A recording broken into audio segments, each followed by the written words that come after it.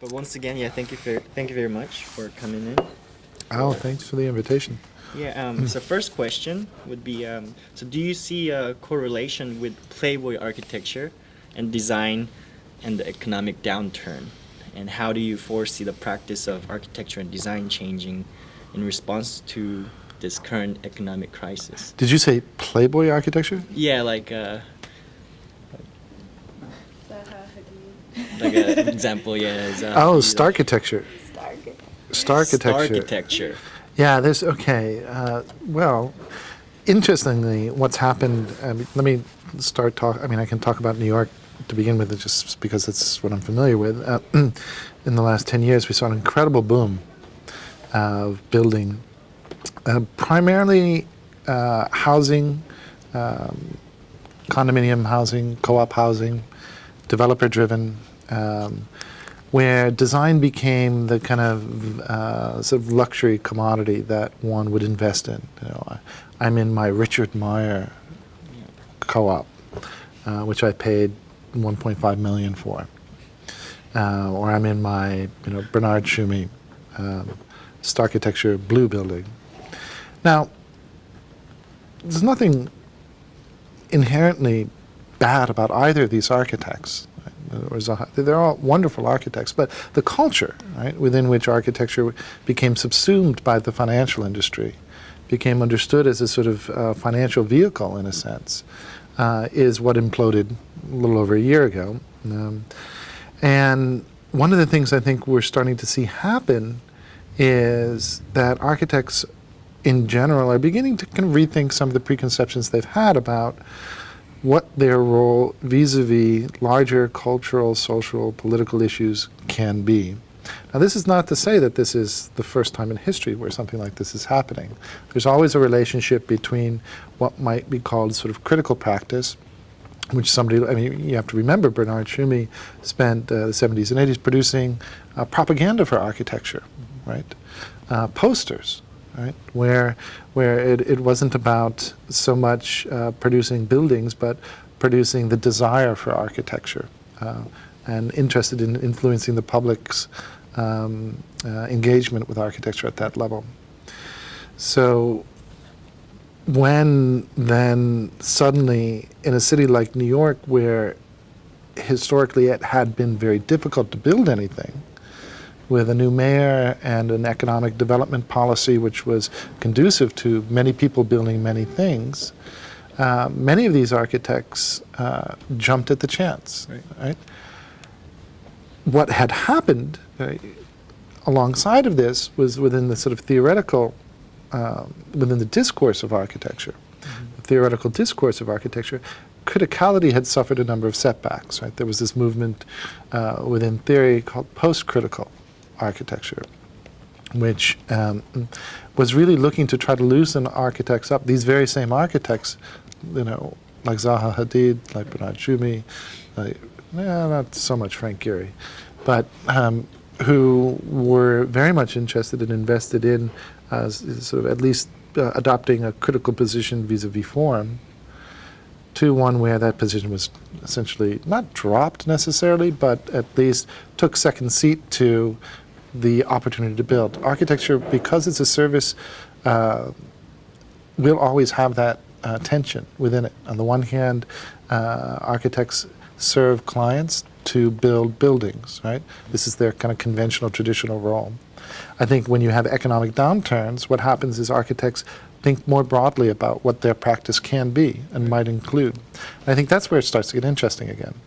And so, but personally, I think economic downturns are great times for architects, right? All right. And for the discourses at large. Right. Okay, so different topic. In your project, Hertzian Rain, you described Wi-Fi as a limited resource. And can you please elaborate on this kind of issue? Sure. Yeah, well, like land, water, air, the electromagnetic spectrum is a shared resource, and it's a limited resource. It's a natural resource, right? We only have so much bandwidth, right? And government agencies regulate that bandwidth, which is to say, in the U.S., there's one agency. There's, generally speaking, the ISS is attempted to do an international set of standards. But with this shared bandwidth, right, one has to think about it in terms of how do we begin to allocate slices of that bandwidth for different uses? How do we begin to negotiate that? A person by the name of Gert Harden wrote this text called "The Tragedy of the Commons," where Harden was a biologist, was worried about population growth, and was trying to look at models such as the commons as a way to think about the relationship between sort of individual gain versus collective responsibility, and developed this idea about this. The commons model is that we have this is I think dates back to Scotland, right? Where the center of town, or Ireland, you have a large grassy knoll in the center of town. Everyone can graze their cattle there. No one necessarily owns this part of town, but it's used by everyone to everyone's benefit. Now, when you have a situation like that, and the population is scarce, in other words, the ratio between cows and blades of grass is pretty low, right? Then you generally don't have a problem, right? I can add another cow, and I'm able to reap the benefits all for myself. But and this is where the kind of Harden's interest in population growth comes in, is when you have reach a certain threshold of cows, right? Then each additional cow that I add, right, will benefit me directly on a one-to-one relationship, but the kind of detriment is shared by everyone, right? Meaning that it's in my interest, thinking individually, selfishly, that I add more cows. But collectively, if everyone did that, the commons becomes overgrazed and everyone stands to lose, right? So in thinking about how do we begin to work with shared resources such as the electromagnetic spectrum, the model has been to regulate and in some cases sell, privatize, right? This process, what's called encroachment, where something which was previously in kind of so-called public domain becomes privatized, right? So you have in the U.S. A couple of years ago, 2008 it was, when they switched from the analog television broadcast to digital broadcast, a whole range of the electromagnetic spectrum opened up.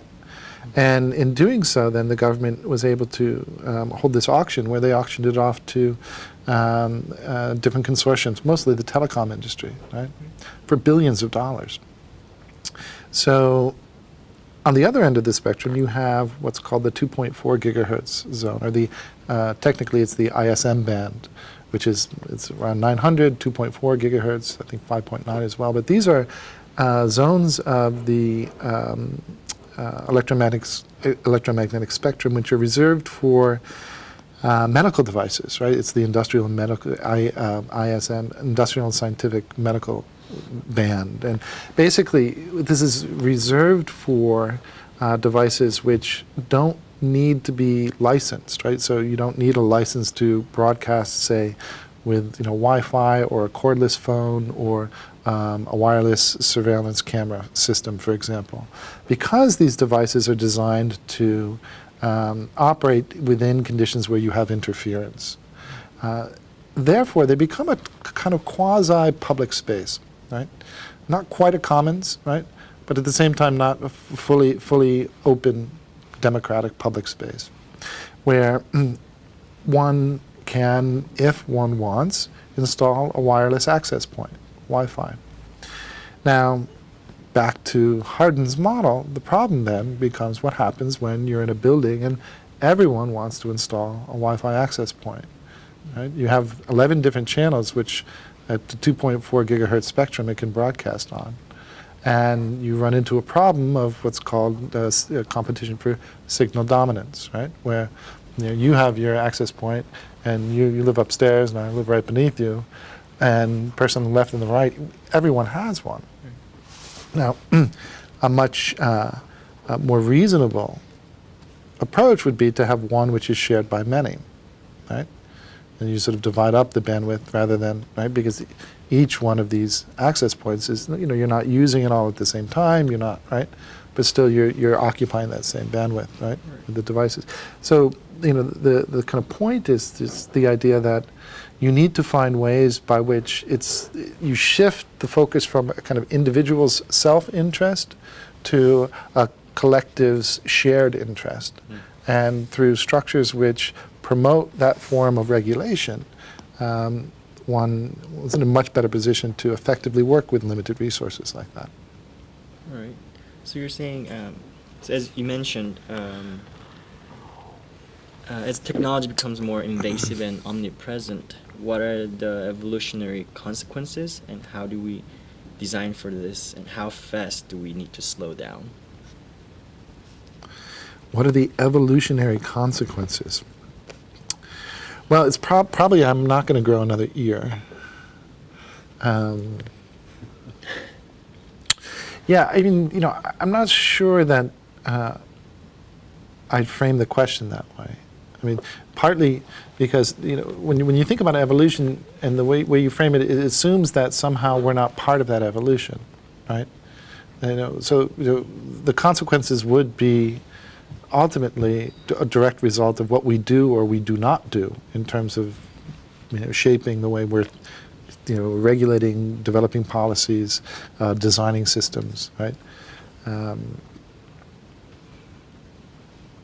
So the consequences are, again, I'm not somebody who's in the sort of future forecasting business. So, the consequences, can be good or they can be bad, right? That remains to be seen. Yeah. And it's highly dependent upon what actions and decisions we make today. But does it need to slow down? Does it need to slow down? Well, does what? I mean, what part of it does it need to slow down? Is the question, do we need to be thinking more about what are some of the implications about this, so therefore we need to take more time? I don't know. Is it more time, or is it that we need to invest more effort, right? I would say that it certainly needs to be reflected on more deeply. Right. And I think that the kind of spectrum of questions that we're asking now is fairly narrow, and that one of the things we really need to do is get better at the types of questions we're asking, so we don't default to these kind of mobile and network technologies in urban public spaces, either good or bad. It's good because it connects us in new ways. It's bad because it atomizes public space into these weird private occupied spaces, right? Those arguments have pretty much played out over the last 20, 30 years, and we know where they lead us. They don't lead us to very helpful positions. Yes, in some cases, in some circumstances, sort of social networking technologies are able to bring people together in new ways which are empowering, which are socially ramifying, whereas at the same time, certain types of uses, ways of using these technologies, can be used for ill means as much, right? So we need to get better at asking the questions and how we frame them in terms of the specific situations and contexts in which these types of technology are developed and deployed, I would say. Right? Maybe this next question will maybe sum it up. As we rely more and more on pervasive technology, we're losing human faculties. And do you think this marks a development hiccup? Is there a way to debug this new evolution? Yeah, well, it was Marshall McLuhan who said, every extension of human perception is a amputation of another, right? And so that is an issue. I mean, to what extent I don't really need to spell anymore, right? So my capacity to be able to remember certain ways to spell certain words, I mean, it's not even resorting to a kind of word processor anymore. You just Google the word, and Google will tell you if did you mean this instead of right. So the question is, though, there are some things which might as well be amputated, right? I don't need my appendix anymore, right? Yeah. So how we begin to ask questions about what we need or want or desire to be extended, understanding that it has a kind of reciprocal impact vis-a-vis something else, I think needs to be asked on a very personal level. It's something which is culturally specific. It's not something that you're going to be able to develop a global policy for. It's something which needs to be understood in terms of the sort of economic and age differences, right? But I mean, ultimately, all of these issues, you know, again, it's a question of finer-grained questioning, right? Trying to interrogate in more specific situations, use case scenarios, and so forth, which get us out of the kind of default arguments which really have hindered any real development to this day. Now, the technology players know this. When the first iMode service in Japan, right, NTT Docomo rolled out iMode, which is the internet enabled phone service. They rolled it out on the model of a businessman, the so-called salaryman, right? And they built a whole suite of applications and services to supply this person who was ultimately traveling 2 hours a day on a commute and into Tokyo and back, and how this would be their ultimate device for organizing their work life, right? As it turns out, it didn't really take off with the salaryman, but it took off with the Japanese schoolgirl, right? Because she was able to maintain close contact with an intimate set of friends, right, over the course of the day, right? And subtly destabilize the patriarchal family structures in the typical Japanese home. Mizuko Ito writes about this in her book, Personal Portable Pedestrian, The Mobile Phone in Japanese Life, which is a great anthropological study of new technologies in Japan, and particularly the mobile phone and the pager. And what NTT Docomo found was that, you know, they designed an application and suite of services for one end user in mind, and found out that the ways that, you know, something as initially benign as, you know, the idea of a schoolgirl totally refocused their design criteria, right? So I think we'll see that playing out more and more, and I think designers will become more and more sensitive to how that actually works, right? Okay. So just to sum it up, the last question would be, how is it possible to maintain a balance between this technological innovation and morality, like humane morality? I think you have to see that we innovate technology. Technology doesn't innovate by itself. Mm-hmm. So you know, we're intimately, the relationship between technology and culture, right, is one which is an integrated relationship. So the morality needs to be, right, a broader, you know, the sort of, you know, what are the ethics, what are the morals in developing technologies? Those questions need broader input. So two things need to happen. One is people need to be less, they need to, you know, to understand more about how these things actually work, right? So this whole idea about sort of technology and magic and the mystification of something, that, oh, you know, I just have to push a button and this thing automatically does this, right? That's bad, right? Because what happens is that people, you know, are no longer able to understand the implications and ramifications of deciding whether, you know, making this set of design decisions versus those, right? So you need to broaden the input, I think. We need to broaden the input in terms of people influencing the shape and development of technology.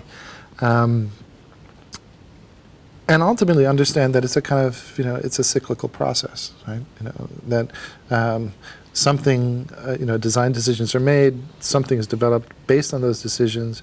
We need to get better at beginning to understand what, you know, how they're working, right? What are the, you know, what are the outcomes, right? To what extent is this serving the public good, and how can we measure that? And to what extent is it, you know, it's sort of amputating those things which we really just don't want to hold on. I mean, don't want to lose, right? And again, that's a public discussion, right? And it's a debate which is not a global debate, right? You know, it's a local, if not regional, debate. And it'll play itself out across different economic brackets, age brackets, religious brackets, right? And it's this notion of situated technologies, which really, we developed to try to address just this type of reasoning, right? Just this type of thinking, right? Now, it's not one size fits all anymore. And one can argue it's never been a one size fits all world, right? The questions are finer grained, right? And I think one of the things we can do as designers is, begin to frame these questions more precisely, right? Through specific concrete artifacts, situations, devices, spaces, right? All in the end, trying to get people to talk more about this stuff, to find just what kind of future that it is we want, right? Okay. All right. Thank you very much, and I hope you have a pleasant trip in Holland. Okay, thanks for the invitation to be here.